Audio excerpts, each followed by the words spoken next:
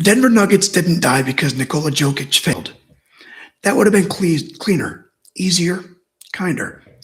They died with Jokic still standing in the middle of the wreckage, still reading the floor, still making the right pass, and trying to turn a collapsing building into a half court offense.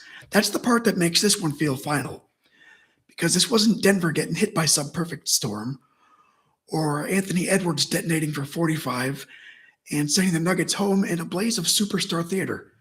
This was worse. Minnesota was wounded. Anthony Edwards wasn't available. Dante DiVincenzo wasn't available. Ayo Dosunmu wasn't after saving the Wolves earlier. The Timberwolves still had enough. That's not a loss. That's not just a loss. It's an autopsy result. This is postmortem. Tonight we examine the Denver Nuggets. Cause of death, oxygen debt. The phrase sounds gentle, but it's not. Oxygen debt is what happens when the body keeps working after it's already gone past what it can actually sustain. For a while, it can fake it. The muscles keep moving, the lungs keep surging, and the brain keeps sending orders. But eventually, the bill comes due. And that was Denver. For years, the Nuggets had a beautiful basketball ecosystem. Jokic didn't just play center. He's the architecture. Jamal Murray was the pressure release valve. Aaron Gordon is the force multiplier. Michael Porter Jr. stretches the roof. And Kentavious Caldwell-Pope gives the whole thing a clean defensive shape when Denver was at its best. At their peak, the Nuggets never looked frantic. They looked solved. They made basketball feel like a language only they could speak fluently. This version of Denver wasn't speaking anymore. It was gasping for air. The first symptom was that Jokic had to become the entire life support system. The trap with Jokic is that he's so good, you can miss the warning signs. He can make desperation look organized. He can make a broken possession look intentional. He can catch the ball at the elbow, stare at 9 moving pieces, and somehow find the one angle that everyone else misses. So when Denver runs everything through him, it doesn't always look like panic. But tonight it was. And it wasn't a loud panic. It wasn't dumb panic either. Denver's too experienced for that. It was quiet panic.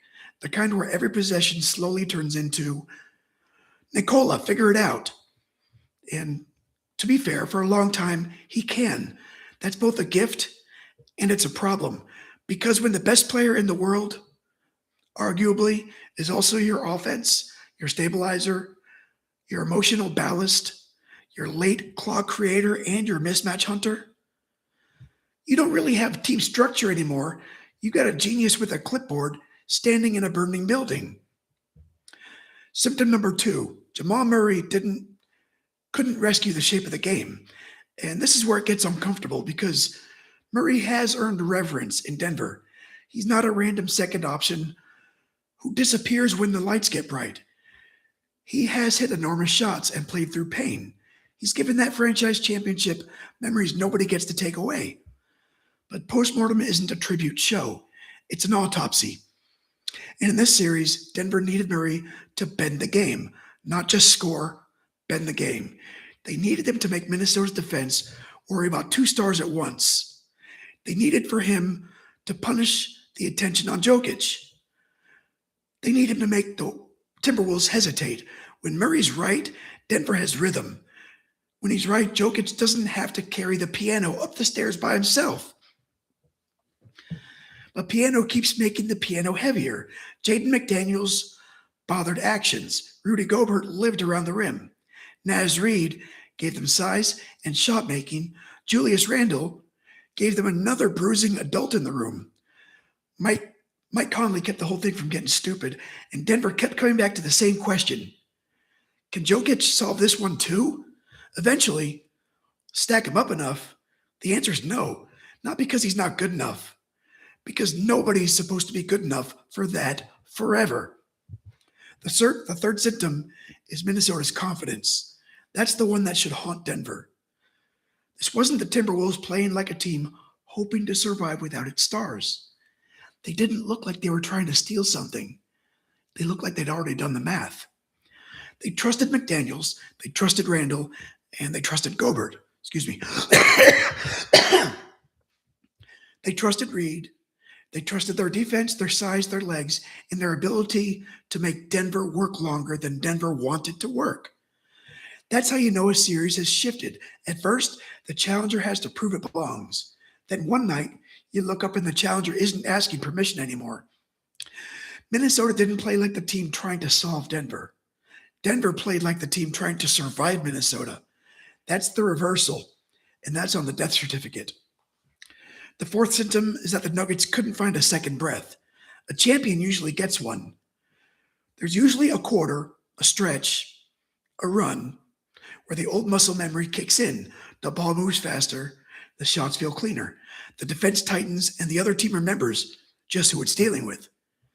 Denver kept reaching for that moment, but it never fully arrived. There were flashes because Jokic, he guarantees flashes. Murray's history guarantees belief, and the uniform itself still carries some weight. But Minnesota didn't blink long enough. Every time Denver looked like it might turn the game back into a Nuggets game, the Wolves dragged it back into the mud.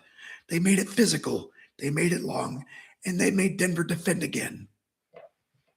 They made Denver rebound and create, and that's what oxygen debt looks like. It's not one fatal blow, it's every little breath getting harder than the last. So what survives? Jokic, well, that's obvious.